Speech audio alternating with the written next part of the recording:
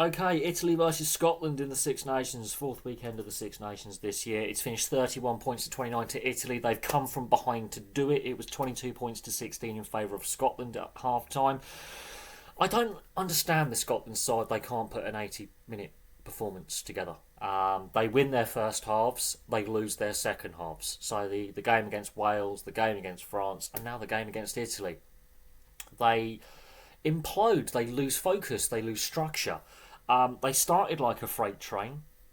They're in a very commanding position, and then their discipline lets them down. They've also had a try disallowed, correctly so, and that is again with that discipline just going astray, really. Now, Italy start really brightly straight off the kickoff. They earn a penalty off the first tackle of the game.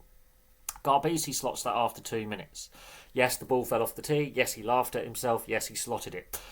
Scotland do respond very, very well. Xander Fagerson scores his try on 6 minutes.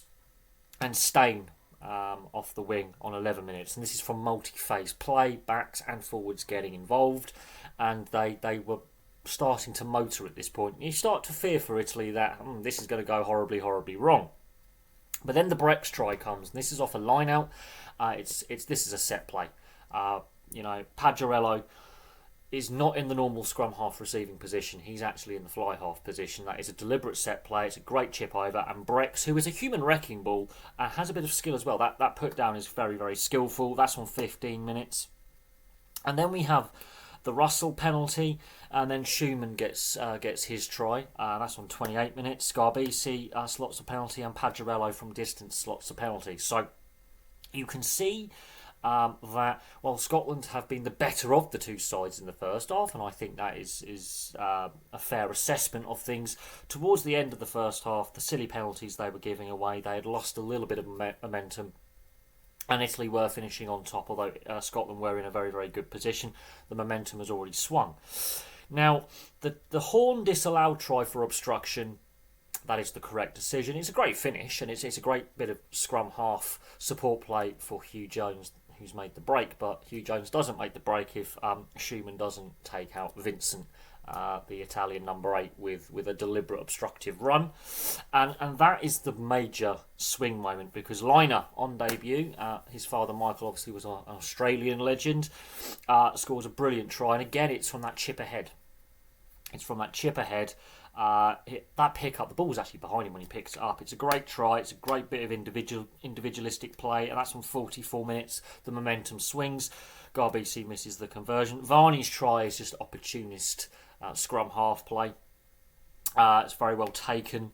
Going on a quick little blind side, very, very well taken. Opportunist scrum half play. His injection, replacing Pagliarello, I think was key. He injected a little bit more pace and energy when players are starting to tire. Garbisi converted that. And Garbisi also slotted a very crucial penalty on 73 minutes. Now, Skinner does get a try on 78 minutes, right at the end. But Scotland have left it too little too late to get back into the game, because they lost control of the game in the second half. They lost their focus, lost their structure, lost their discipline. Russell converts that, and then when the clock's gone red, that we had over 20-25 phases of play from Scotland. They really were throwing the kitchen sink at it. This is desperation stuff. Truly desperation stuff. And they knock it on in the end. Now, looking back on it, yes, the misconversion from the Schumann try would have given Scotland the draw. Garbisi's missed a conversion as well.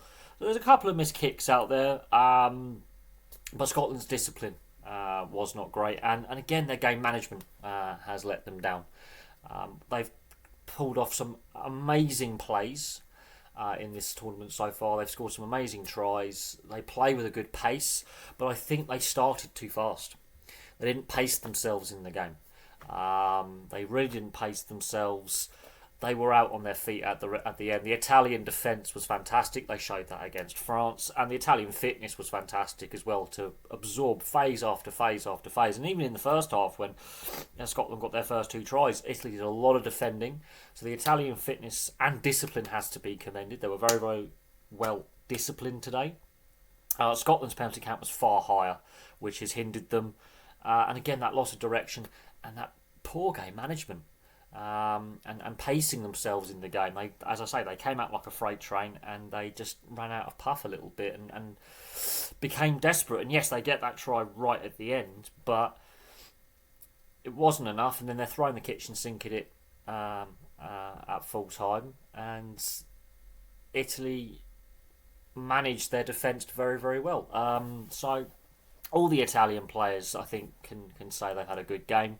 Very, very hard to pick out their best player. I think the whole Italian matchday squad has been fantastic. Scotland's good and bad at the same time. Again, still Jekyll and Hyde, and I've been saying this about the Scotland side under Gregor Townsend for many years. But for me, for now, thank you very much for watching.